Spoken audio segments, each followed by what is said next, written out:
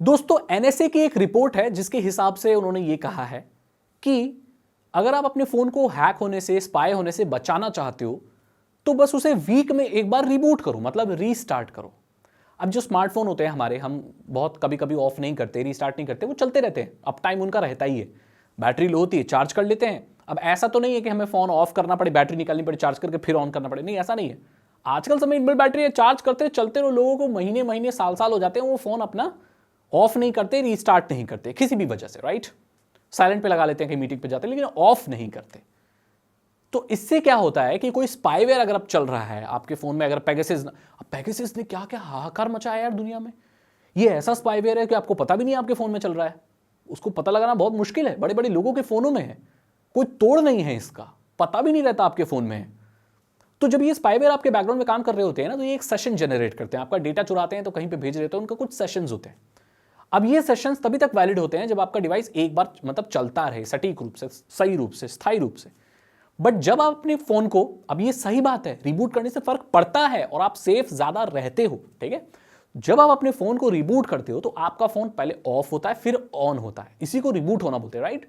मतलब रीस्टार्ट होना आसान भाषा में। तो आपका जो नेटवर्क है वो फिर से कैच करता है। तो आप जब इंटरनेट से अपने फोन से दोबारा कनेक्ट होते हैं तो एक नया सेशन क्रिएट होता है बहुत सारी एप्लीकेशंस के लिए भी। और कई बार ऐसे बहुत सारे स्पाईवेयर और वायरसेस होते हैं जो एक सिंगल सेशन पर ही काम करते हैं। फॉर एग्जांपल, अगर कोई आपके आगे पेगासस भी आ गया या कोई और भी स्पाईवेयर आपके फोन में वायरस आ गया, वो आपका डेटा चुरा के कहीं पे भेज रहा है स्पाईवेयर, और अगर आपने फोन अपना रिबूट कर लिया, रिस्टार्ट कर लिया, तो हो सकता है अगर वो ऐसे किसी ठुल्लू के द्वारा किया गया स्पाईवेयर हो, दोबारा वो सेशन क्रिएट ही ना कर पाए और आपका डेटा इस बार वो चुरा के ना भेज पाए। ऐसा होता है, टेम्पररी ऐसे चीजें होती हैं, टेम्पररी, जो वो एक बार ही कर पाती, दोबारा नहीं कर पाती। तो ये एनएसए की बिल्कुल सही बात है और इसमें कुछ जा भी नहीं रहा। एक बार अपने फोन को रिबूट करने में कुछ जा रहा है क्या? हफ्ते में बोला गया है, हफ्ते में एक बार अपने फोन को रिस्टार्ट जरूर करें। और मैं इस बात से बिल्कुल सहमत हूं, साइबर सिक्योरिटी की नजर से ये बहुत अच्छी प्रैक्टिस है और इसमें कुछ जा भी नहीं रहा, सिंपली रिबूट करो।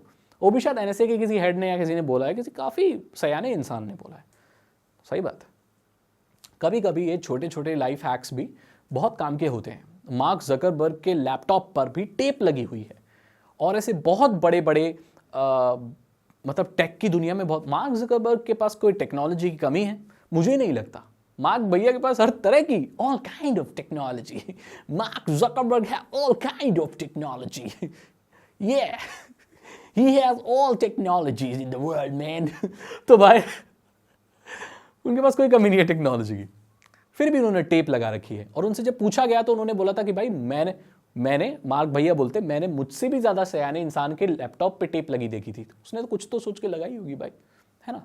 तो कभी कभी ये छोटे छोटे लाइफ हैक्स भी बहुत मदद कर देते हैं, जैसे ये रिबूट करने वाला। तो हाँ, अपने फोन को रिबूट किया करो यार, जिससे अगर आप, अब ये वायरस कौन से वाले होते हैं? ये वो वायरस होते हैं जो भाई कभी कभी आपके ब्राउजर के थ्रू आ जाते हैं। अब आप अपना क्रोम अपडेट नहीं करते तो उसमें भी बहुत वल्नरेबिलिटीज हो सकती हैं, राइट।